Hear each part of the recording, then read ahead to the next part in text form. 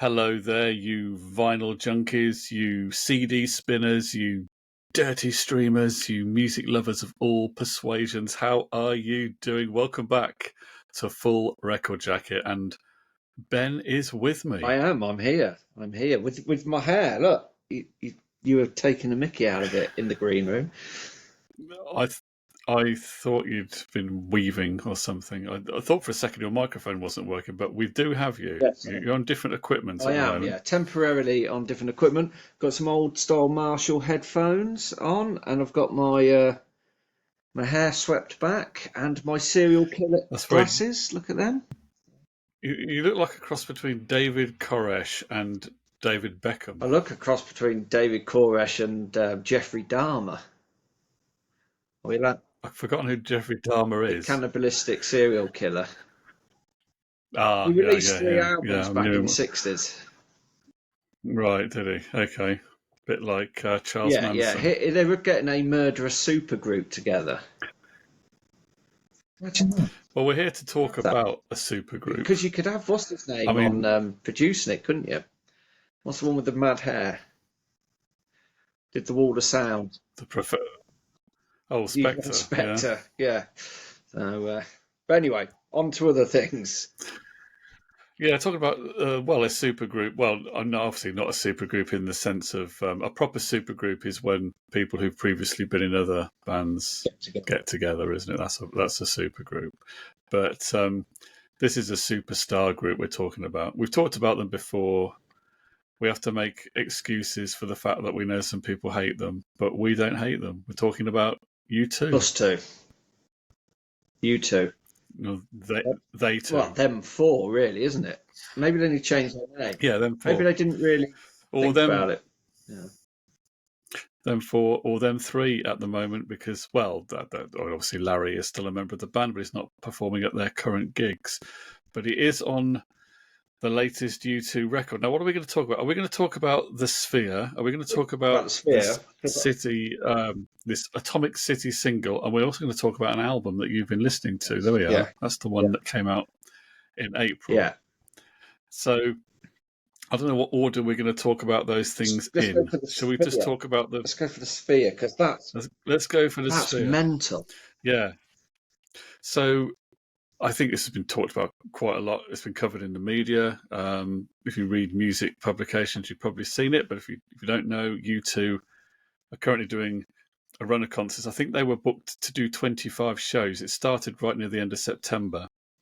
Was that last weekend or the weekend before? I It can't was remember just now. before the I start think of it was. October. It was indeed.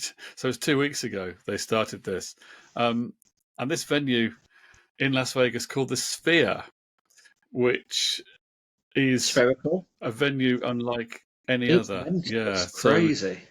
it was built, or it was commissioned by the company who own Madison Square Garden in New York, MSG Yeah. Enterprises. They're behind it. There's a deal with the hotel at Las Vegas, and I'm thinking it's called the Venetian Hotel.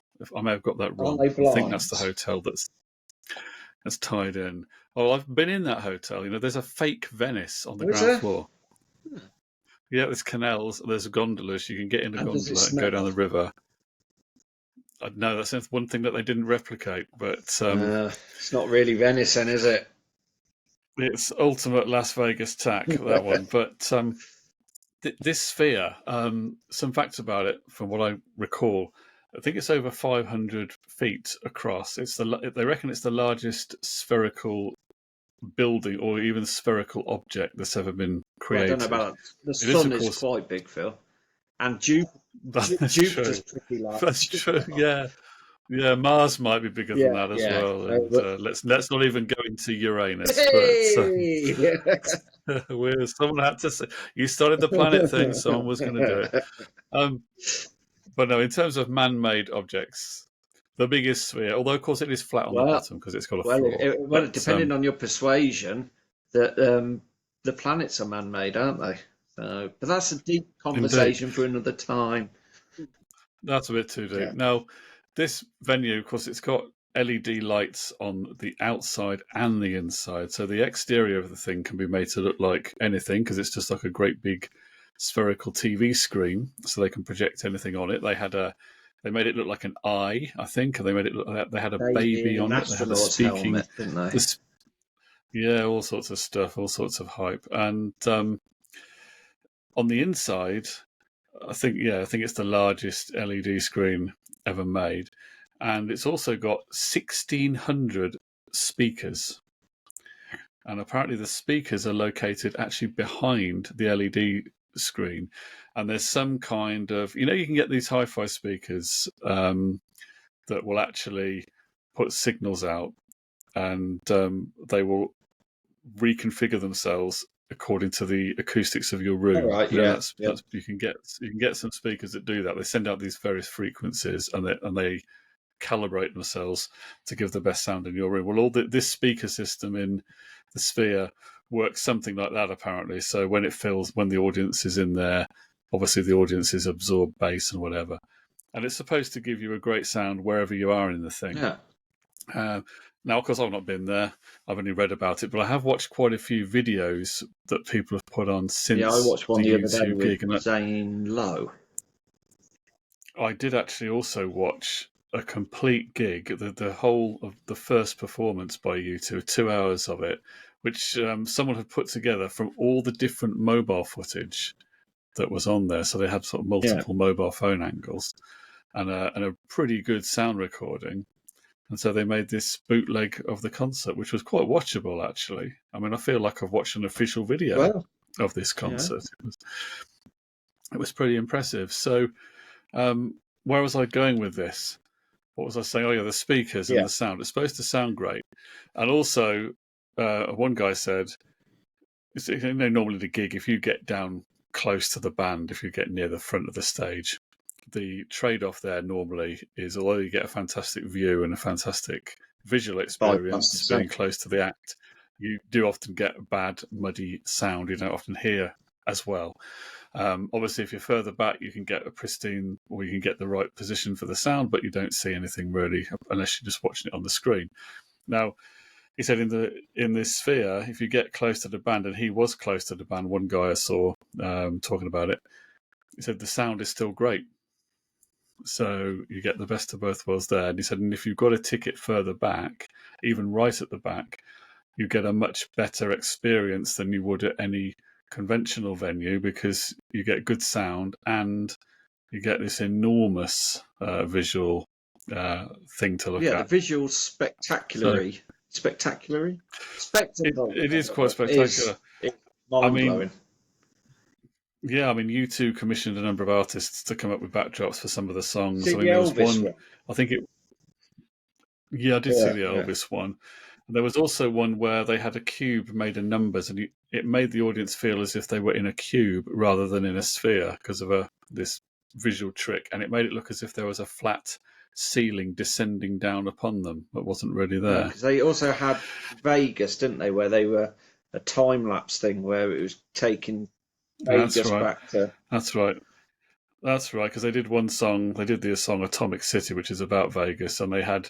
I think it was basically the outside view of what you would see if the sphere wasn't Yeah, there, projected on the walls of the sphere. So it was as if the walls had disappeared, basically. Um, and then, yeah, they made the buildings disappear. Then it was like they were in a desert, and I think they did there are in the "Where the desert, Streets aren't Have No Name" with a desert and all that kind of thing. So I mean, yeah, I mean, you can do anything visually. I mean, so the people who've been there have been blown away by it. It looks impressive on when you watch these videos that they? have Yeah, been made of it, but yeah, obviously, of course, that's nothing compared to the experience of being in there. It obviously looks and feels totally different when you're in there. So one of the things, I think it was Bono who said it in an interview, that every other venue they play in, more or less every venue they play a gig in when they do a tour, especially in stadiums, they're playing in venues that have been designed for something else, mainly yeah, sport. yeah, And they don't often play in a venue that's designed for music, unless obviously there have been concerts at places like the Albert Hall, that yeah. kind of place. But most of the time, it's not. So this is something that's been built specifically for music. There's talk now of one possibly being built in Europe, maybe in London. I think the capacity is 18,000, so it's similar to the O2. in London.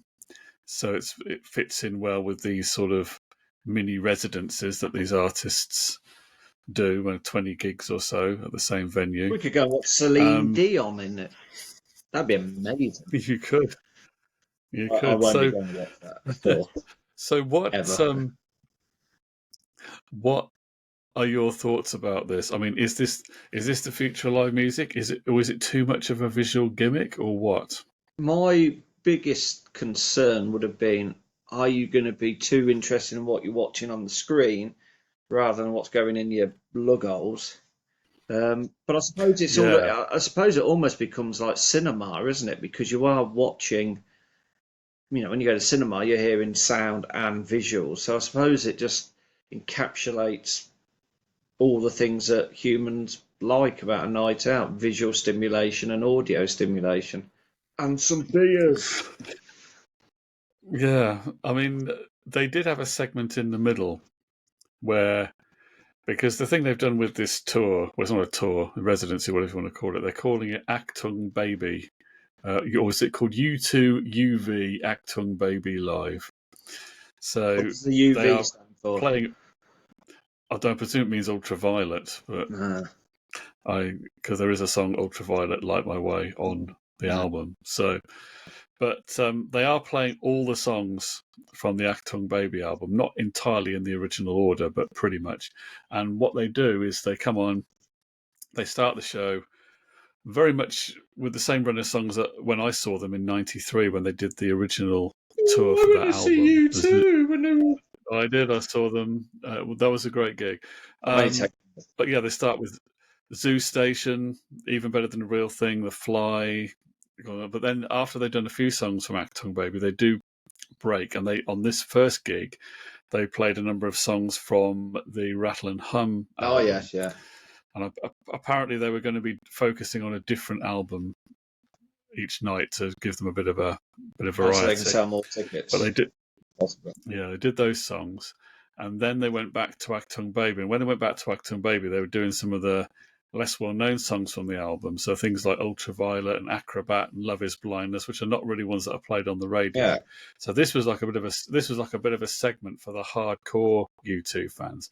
And during this segment, they didn't really use the screen that much. They just had it blue. I think for Love Is Blindness, everything was blue, yeah, and Ultraviolet was all. So they didn't really have many visual distractions during that, and that was very much concentrating on the music. Some of the observers reckon that they perhaps to some extent lost the audience a little bit during that segment because the songs weren't yeah, hits, yeah, and also there wasn't much of a stimulation. But of course, at the end of the show, they built up to this crescendo with "Where the Streets Have No Name," and they finish with or Without You. So the whole, everyone goes home on a yeah, high yeah, after this yeah, encore. But yeah, it's interesting. I suppose it's always going to depend on the artist and the audience, and I suppose some artists might use it and not do as much visual stimulation and just have people there for great sound, and you can hear great sound, yeah, and or yeah, just see the band on the screen rather than having too many designed gimmicky things. But if you want to go full immersive, um, the band that started, I mean, U2, when they started having all their big video screens and everything, there was obviously a big influence from Pink Floyd. And, you can imagine if Pink Floyd in their heyday had this technology, what they would have done. That would have been something quite oh yeah, extraordinary, I yeah, think. yeah, yeah. Well, all I can say is Star Sailor won't be using it. So You don't think so? nah. Or what was that other band about? Top Loader. Ugh. Oh, we remember them. Yeah, yeah. Ugh. They did Dancing in the Yeah. Moonlight. Did you know what? They did a gig once, Top Loader, completely off of U2 topic. And they played this is a sign of you haven't got anything else in your canon. Is they played Dance in the Moonlight twice. Okay. Yeah, yeah. So I mean, give the people what they want. I There mean, you if go. you're going to watch Top Loader, you are literally going to see Dance in the Moonlight because there's nothing else really there, is there? So, Now, the other thing that U2 have done, tying in with this this sphere, they've actually released a single. Have you I listened to haven't. Atomic I haven't City? listened to it yet. No, no. I have been listening You to haven't you listened two to all it at week all. because I've been listening to this all week. Shall we do that in the next We show? can do. Songs of We can talk Surrender. about Songs of Surrender in the next show. Yeah, I might have a different We'll do it haircut as a by then as separate. well. We'll do it. We'll do it. We'll carry on talking, but we'll do it as a separate show because then people can find it individually as an Yeah, album. So that might yeah. help. But just a note on this new song. It's co-written with Debbie Harry and Giorgio Moroder, although it's not really co-written with them. It's just that they've credited them because they realised that the song's chorus is quite similar melodically to "Call Me" by Blondie. All right. I'll have So to listen to you it. two have described it as a bit of a tribute, but it's grown on me. When I first heard it, I'd heard that there was this similarity with "Call Me," and that was the thing I couldn't quite get past at first. It's like, oh, you've just sort of redone the chorus from "Call Me," but "I'm free" is the line. But having heard it a few times now, I'm quite into the song now, Did you do a so little I think dance? it's quite good. It's kind of like it's quite up tempo, and it's also a kind of almost like the spirit of the more playful, less serious U2 from the 90s, if you know what I mean. That sort of Zoo Roper Yeah, era, yeah. but a little bit rock and roll as well, like a cross between Zoo Roper and Vertigo, if that makes any Oh, that's better than I sense. thought you were going to go. I thought you were going to say like cross Yeah, Zooropa and Mr. Motivator or something like that. So no, just that. So yeah, worth a listen if you like. If you like the band, I think you probably will like the single. If you're a well, I'll give U2 it a listen. cynic, U2 cynics won't be converted by it. I wouldn't have thought, but it's gone down well at the gigs. Okay, so we will do another U2 show. We'll talk Oh, about two for the Songs of price of Surrender. one. Oh, 2 U2s for the price of one. Thanks for watching us. Join us for another show. We talk about all sorts of stuff. Give us a like if you enjoyed this episode, subscribe. and do subscribe to us. It's always nice. We don't ask you to send us money, but we do love Do we a not? like. So thank you very I much. thought we got money. Come on, get money No, out. we don't get any money, Come Ben. on, send me a tenner. We need a lot more. We need a lot more followers for Send that. me your money. So anyway, sound like Bob Geldof.